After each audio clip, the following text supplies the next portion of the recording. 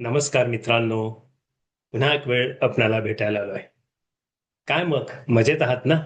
अर्थात आनंदी जीवन हेच तर खरं आपलं या व्हिडिओच्या माध्यमातून जगण्याचं एक तंत्र आणि मंत्र आपण शिकत आहोत. मित्रांनो, आयुष्यामध्ये आपण अनेक गोष्टी आपण व्यक्तिगत जीवनात आणि सामाजिक जीवनात आणि व्यावसायिक जीवनात करत आलो आहोत. आणि हे जे काही करतो ना, जे आपण मित्रांनो, तर ते अनेक रिसोर्सेस असतात आणि अनेक त्या रिसोर्सच्या माध्यमातून, अनेक त्या अशा साधनाच्या माध्यमातून आपण आपलं आयुष्य खऱ्या अर्थानं विकसित करत असतो. पण यातला एक महत्वाचा एक धागा जर आहे, की जो तुम्हाला आणि मला त्या नात्यांमध्ये गुंफतो आणि तो आहे माणसं. होय मित्रांनो, तुमची आणि माझी आयुष्याची जर तिजोरी खोलली, की मी काय कमवलं, तर त्यामध्ये तुम्ही माणसं किती कमवली हे खऱ्या अर्थानं दिसलं पाहिजे. कारण तुमच्या आयुष्यामध्ये पैसा हा प्रचंड येईल. कष्ट केल्यानंतर पैसा येतो. अर्थात पैशाची माध्यमं वेगवेगळ्या पद्धतीने लोक आपापल्या परीने ते कमवत असतात. परंतु पैसा हा जो आहे, ही आपली गरज आहे, परंतु सर्वस्व नाही. अगदी खरं आहे. पण माणसं मात्र ही आपली गरज आहे. पण काहींना वाटतं पैशाने ती माणसं आपण विकत घेऊ. पण थोडंसं इथे एक लक्षात आलं पाहिजे. माणसं पैशाने विकत घेता येतील. तात्पुरती, कामासाठी किंवा अनेक काही सल्ल्यासाठी किंवा अशा काही गोष्टी आहेत, की ज्यामध्ये ती माणसं तुम्हाला उपयोगाला येतील, की ज्यांना तुम्ही पैसे दिल्यानंतर ते काम करतील.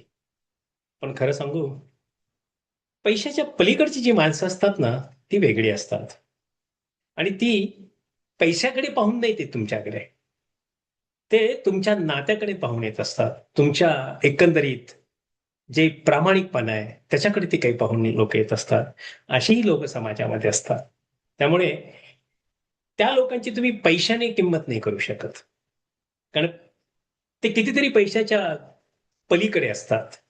आणि म्हणून आपल्याला समजलं पाहिजे, माणसं ही खरी आपली ठेव असली पाहिजे. ती आपली बचत असली पाहिजे. तर मित्रांनो, आजचा विचार आहे, खरी समृद्धी जी आहे, ही योग्य माणसांमध्येच आहे. मग तुमच्या आणि माझ्या अवतीभोवती किती अशी योग्य लोक आहेत? कारण तुम्ही म्हणाल, हा काय प्रकार आहे? बऱ्याच वेळा आपण माणसांच्या संबंधाने खऱ्या अर्थानं बऱ्याच वेळा बोललेलो आहे. पण खरं सांगू, आयुष्यामध्ये सर्वात महत्वाचा प्राणी आपण सोशल ॲनिमल आहोत, बरोबर आहे ना? समाजप्रिय असं आपण आहोत. पण समाजप्रिय माणसं ही माणसांना शोधत असतात आणि ती योग्य माणसांना शोधत असतात. कोणाच्या वाट्याला चांगले येतात, तर कोणाच्या वाट्याला उशिरा चांगली काही लोकं येतात. असं हे जीवन आहे. पण मग या धक्काबुक्कीच्या जीवनामध्ये तुम्हाला आणि मला पैसा, पद, प्रतिष्ठा हे सगळं काही प्राप्त होईल. पण याच्याशी तुम्ही माणूस नाही जोडू शकत. तुमची घरं मोठी असतील, चांगल्या गाड्या असतील, सर्व काही अगदी थाटमाट असेल मित्रांनो. पण हे म्हणजे यशस्वी आयुष्य का? तर नाही. कारण या पलीकडे एक आहे आणि ते आहे आत्मिक समाधान. आणि आत्मिक समाधान ते तुम्हाला तुमच्या नात्यातून मिळतं, तुमच्या अवतीभोवती असलेल्या लोकातून मिळतं आणि ती तुमची खरी संपत्ती असते, की जी तुम्हाला योग्य मार्गाने मार्गस्थ होण्यासाठी मदत करत असते. व्यक्तिगत जीवन आहे, सामाजिक जीवन आहे, कौटुंबिक जीवन आहे आणि व्यावसायिक जीवन. या सर्व जीवन मार्गामध्ये तुम्हाला आणि मला लोकं भेटत राहतात. मग थोडं थांबून जर आपण विचार केला, तर एक महत्त्वाचा प्रश्न समोर येतो आपण प्रत्येकाच्या, की या सगळ्याचा आनंद कोणासोबत घ्यायचा? जे आपण सगळं मिळवलंय, जे काही सगळं प्राप्त केलंय आणि मग योग्य माणसं. इथे मात्र तुम्ही समोर येता, की कोण योग्य लोक आहेत, की त्यांच्याबरोबर आम्ही आनंद घेऊ शकतो.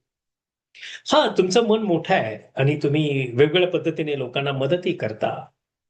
पण एक सांगू तुम्हाला, तुम्ही अत्यंत चांगल्या स्वभावाचे आहात. तुम्ही हृदयापासून लोकांना मदत करत असता आणि ते तुमचं कर्तव्य तुम्ही करत राहणार आहात. कारण निश्चित हा तुमचा स्वभाव आहे, स्थायी स्वभाव आहे. असं अनेक लोकांच्या बाबतीत असतं. मग असा जर स्थायी स्वभाव असेल, तर त्या लोकांनी आयुष्यामध्ये त्यांना काहीच कमी पडत नाही, हे तर अगदी सत्य आहे. पण लोक त्याचा गैरफायदा घेतात. येस. ते मिसयूज करतात त्या नात्याचा किंवा त्या एकंदरीत स्वभावाचा. म्हणून आपण काय केलं पाहिजे? आपण योग्य माणसं निवडली पाहिजे, की जिथे तुम्हाला आत्मसमाधानही मिळेल आणि योग्य ठिकाणी तुम्हाला तो तुमचा पैसा कारणीही लागेल. तेव्हा मित्रांनो, योग्य माणसं ही आपल्या आयुष्यात निस्वार्थीपणे उभी असतात.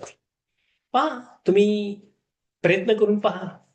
अर्थात लोकांचं ऐकून आपण कुठलीही प्रक्रिया आयुष्यात कधी करायची नसते, हे मात्र कायमस्वरूपी लक्षात ठेवा. कारण कोणाला कोण कशा पद्धतीने दिसतो, हा त्या व्यक्तीचा बघण्याचा आणि त्याच्या एकंदरीत संस्काराचा भाग आहे. त्यामुळं आपण एक नेहमी जपलं पाहिजे, की आपण आपल्यातून, आपल्या दृष्टीने, आपल्या विचारातून, आपल्या आचारातून, आपल्या संस्कारातून आपण त्या व्यक्तीला पाहायला पाहिजे. आणि तसं तुम्ही पाहाल ना, तर तुम्हाला ती योग्य व्यक्ती दिसेल. आणि दुसऱ्याच्या चष्म्यातनं पाहाल ना, तर थोडं इथं फसाल. नव्हे, बऱ्याच वेळा फसलेला पण असाल. प्रश्न आहे ना, विचारा तुम्ही, किती वेळा आपण फसलो, नाही का? म्हणून आपण जे तुम्हाला आणि मला अपयशात खांद्याला खांदा देतात ना, ती खरी माणसं. आणि ती थोडी असतात. ठीक आहे. काही लोकं भाबडी असतात, काही लोकं थोडे त्यांच्या लहरीने वागणारे असतात, अशी असतात. पण त्यांनाही आपल्याला त्या पद्धतीने जेव्हा आपण सांभाळतो किंवा आपण त्यांना खऱ्या अर्थानं आपल्याबरोबर घेऊन जातो, तेव्हा काळजी करायची आहे, की त्यांनीही त्या पद्धतीने आपल्यामध्ये बदल करणं गरजेचं असतं. कारण काय होतं, या जगात कोणीच बोळसट नाहीये. कोणीही नाहीये, हे तितकं सत्य आहे. म्हणून आपण काही जर चुका केल्या, तर त्या चुकाच बरोबर आहे, अशी सांगणारी माणसं पण नको आहेत. जे चूक आहे, ते चूक सांगणारी पण माणसं आपल्याबरोबर पाहिजे. आणि जे कौतुक असेल, ते नक्कीच कौतुकास्पद असते, त्याचं कौतुक करायलाच पाहिजे. म्हणजे थोडक्यात आपल्या आयुष्यामध्ये खरा आधार असतो, तो माणसांचा असतो. त्यामुळेच आपण मानसिकदृष्ट्या मजबूत होत असतो. कारण ही माणसं आपल्याबरोबर असतात. कोणत्याही परिस्थितीत जर टिकून राहायचं असेल, तर लक्षात घ्या, आपल्याला माणसं ताकद देत असतात. म्हणून अनेकदा करिअर असेल, व्यवसाय असेल किंवा आर्थिक प्रगतीच्या मागे तुम्ही धावत असाल, तर बऱ्याच वेळा आपल्या नातेवाईकांकडे आपलं दुर्लक्ष होतं. मग त्यावेळेला लक्षात घ्या, तुम्ही वेळ नाही असं म्हणता. पण एक सांगू, एक कोपरा थोडासा एक वेळेचा तुम्ही इतरांसाठी काढून ठेवला पाहिजे. आणि त्याने काय होईल, तर तुमच्या आयुष्याच्या टप्प्यावर तुम्हाला कधीही वाईट वाटणार नाही. अरे, मी काही लोकांना भेटलो ना. तुम्ही प्रत्येकाला भेटलेला, हे तुम्हाला मात्र प्राप्त होईल. काय मग मित्रांनो, तुम्हाला आनंद शेअर करायचा तर कोणाजवळ शेअर केला पाहिजे? आपल्या लोकांबरोबर केला पाहिजे. आणि म्हणून पद, पैसा हे तुम्हाला एकटेपणातही काही कमी होणार नाही. तुम्ही आनंदात राहा. पण माणसं असतील, तर तुम्हाला ती भावनिकदृष्ट्या आनंद देतील. तर काय मित्रांनो, आजचा विचार कसा वाटला? आजचा विचार वास्तविक आहे. कारण हा विचार तुम्हाला आणि मला मोठं करणार आहे. धन्यवाद, तुम्ही मला ऐकत आहात आणि ऐकत राहा. माझा नंबर आहे 776898135 आणि नक्की ऐका. Thank you, thank you.